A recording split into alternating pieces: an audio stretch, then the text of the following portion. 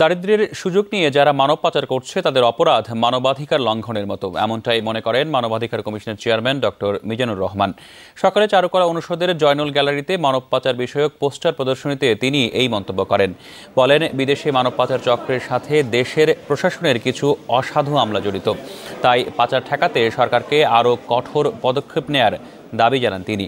7 দিনব্যাপী এই পোস্টার প্রদর্শনীতে মানব পাচার রোধে সচেতনতা বৃদ্ধির নানা দিক তুলে ধরেন চারুকলা গ্রাফিক্স বিভাগের শিক্ষার্থীরা।